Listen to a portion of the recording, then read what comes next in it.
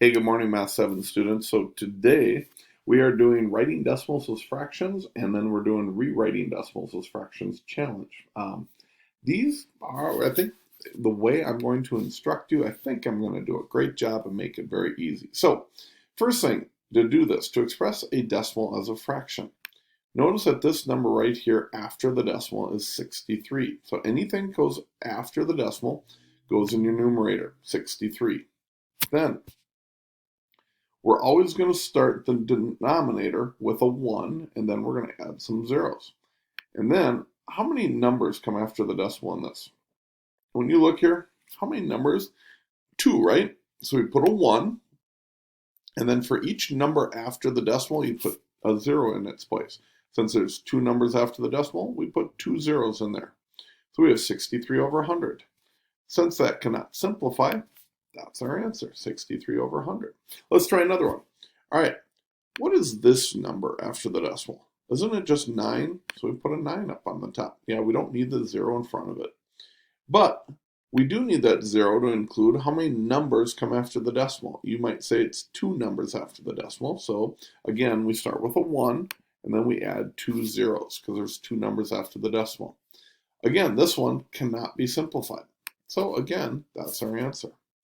All right, what's the number after the decimal? Hopefully you say, well, that's the number 6, Mr. Anderson. So we're going to put a 6 there. How many numbers are after the decimal? There's only 1. So in this case, we only put 1 0. Okay, so we have 6 over 10. But that's not our answer in this case, because 6 over 10 can be simplified. 2 can divide into each of them. 6 divided by 2 is 3, and 10 divided by 2 is 5. So our answer in this case is 3 over 5. That's how you rewrite a decimal as a fraction. Now, the next one, rewriting decimals as fractions challenge. Basically, they're just going to give us harder problems. So let's do one at a time here.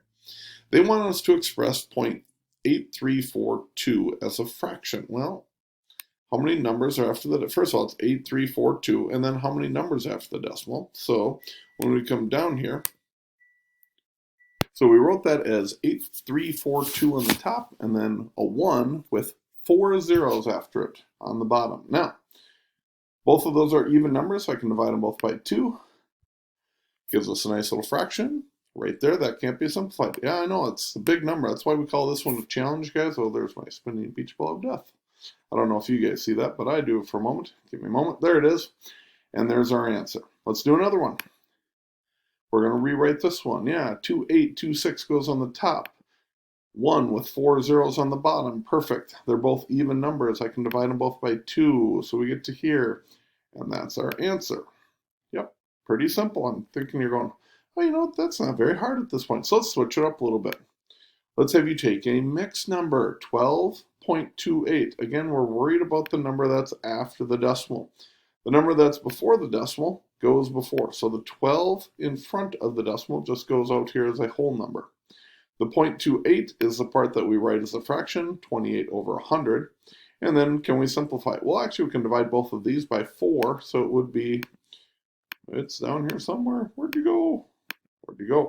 Seriously, there it is, way down there. So it's 12 and 7 over 25. So that becomes our answer. Let's do one last one. 16.54, so it's going to be 16 and 54 over 100. That can both divide by 2, so then it is 16 and 27 fiftieths. And that becomes our answer. Guys, I think that should make sense to you by now. We only have 2 cons to do today. Let's knock them out and have a great day. See ya!